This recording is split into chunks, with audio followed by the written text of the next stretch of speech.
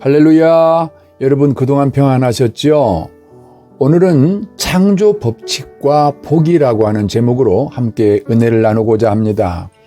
우리가 가진 성경 창세기를 펼쳐보면 그 1장에서부터 우주가 어떻게 어떤 순서로 창조되었는지 소상하게 가르쳐 주십니다.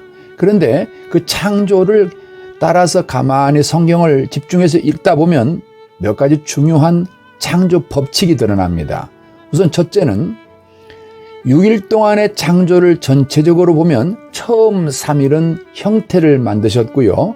그리고 나머지 3일은 그 형태 안에 내용을 채우는 창조다, 이렇게 확인할 수 있습니다. 예를 들면 첫째 날은 넷째 날과 짝을 이루고, 둘째 날은 다섯째 날과 짝을 이루고, 셋째 날은 여섯째 날과 짝을 이룬다는 것입니다. 그리하여 창세기 2장 1절에 올라가면 천지와 만물이 다 이루니라 라고 말씀을 하십니다.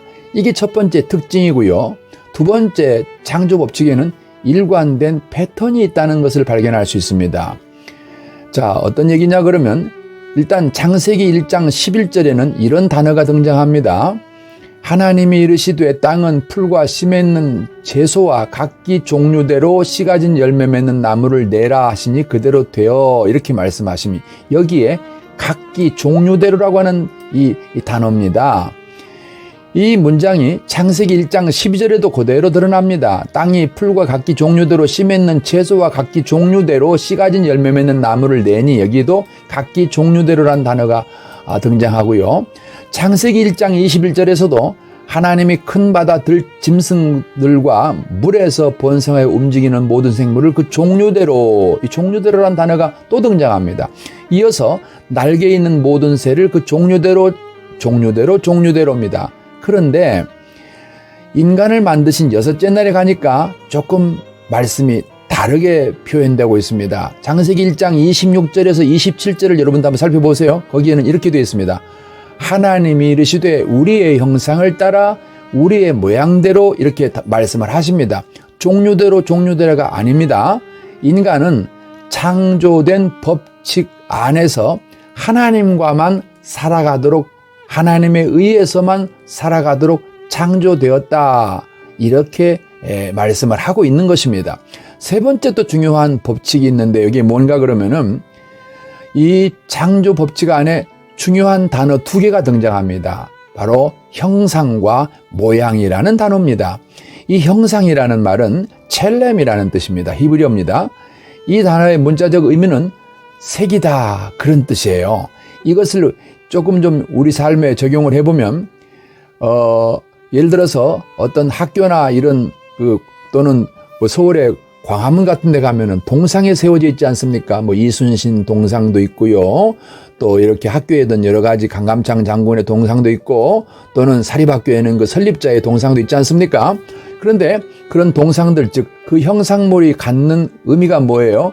그 형상물을 통해서 그 사람을 유추하고 생각할 수 있도록 만들어졌다는 것입니다. 따라서 하나님이 형상대로 만들었다는 것은 바로 그런 뜻입니다. 하나님을 유추해 볼 수 있도록, 인간을 보면 하나님이 유추될 수 있도록, 하나님이 보여질 수 있도록 그렇게 만들었다는 말이고요. 두 번째로 모양대로라고 하는 이 모양이라는 단어가 나오는데, 모양은 히브리어로 데무트입니다. 여기서 모양이란 말은 닮았다 이 말이에요. DNA가 닮은 꼴이란 이런 뜻이죠. 그 형상의 특성을 가지고 있다는 것입니다. 우리가 자식을 낳으면 자식들이 부모의 모양이 보이지 않습니까? 신기하잖아요. 그러나 그게 있잖아요. 그래서 우리의 형상을 따라 우리의 모양대로라고 하는 말은 둘 다 공통점이 있는데, 그게 뭔가 그러면 우리를 통해서 하나님이 보여지도록 되어 있다는 것입니다. 그러면 이러한 모양과 형상대로 창조된 인간을 우리 본 적이 있죠. 인류사에 하나님 보여주신 적이 있습니다. 그게 예수님이신데요. 골로새서 1장 5절 15절 말씀에는 이렇게 말씀하세요. 그는, 즉 예수님은 보이지 아니하는 하나님의 형상이요, 이렇게 말씀하시고, 고린도후서 4장 4절에서는 그리스도는 하나님의 형상이니라, 이렇게 말씀하십니다. 그리고 요한복음 12장 45절에서는 나를 보는 자는 나를 보내신 이를 보는 것이니라.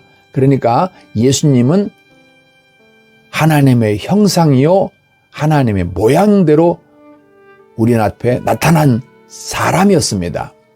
육신을 입고 하나님이 이 땅에 오셨을 때 바로 형상과 모양, 예수님을 통해서 하나님을 볼 수가 있었던 것입니다. 그러면 왜 하나님은 인간을 창조하셨을까요? 그 답을 창세기 1장 28절에서는 말씀하십니다. 복을 주시며 복을 주시려고 창조했다는 거예요. 그러면 복이 뭐예요? 히브리 말로 복을 바라크랍니다.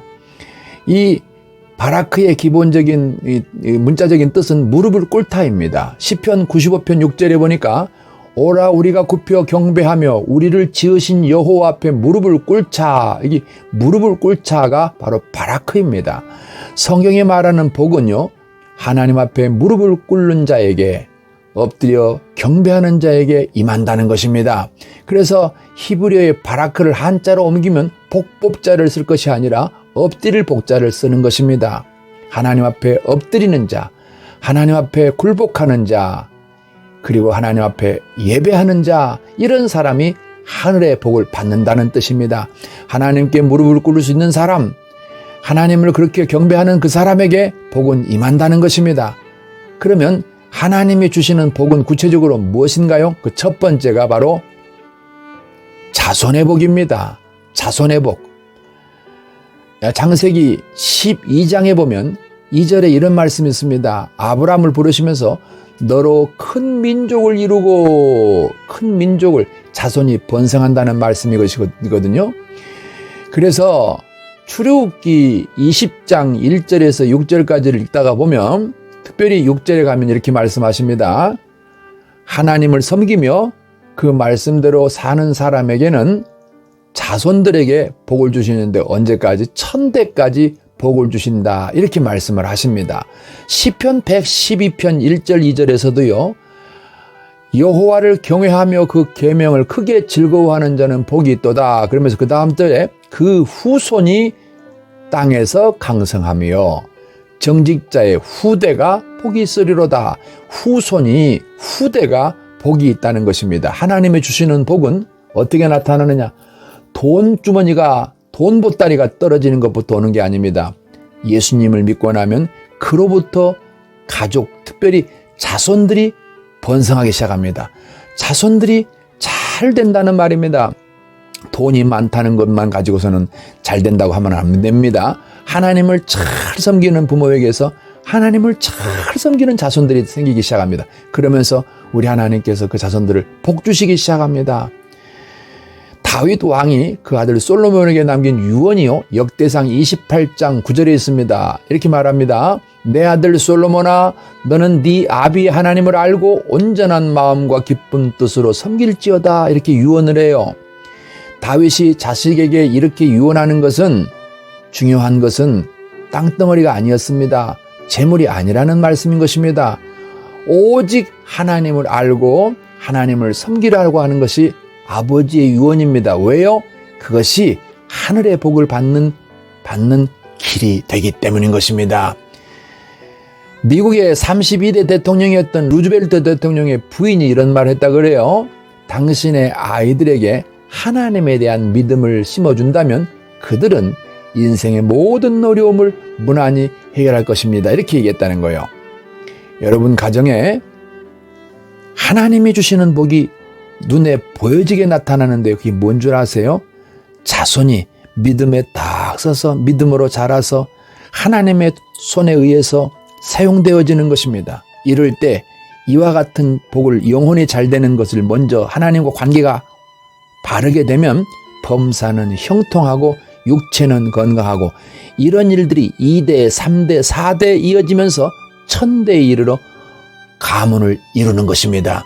오늘 성도 여러분, 이 방송을 듣는 모든 주의 백성 여러분, 하나님을 잘 섬기다가 여러분의 자손 1000대의 복이 임하기를 예수님 이름으로 축복합니다. 감사합니다.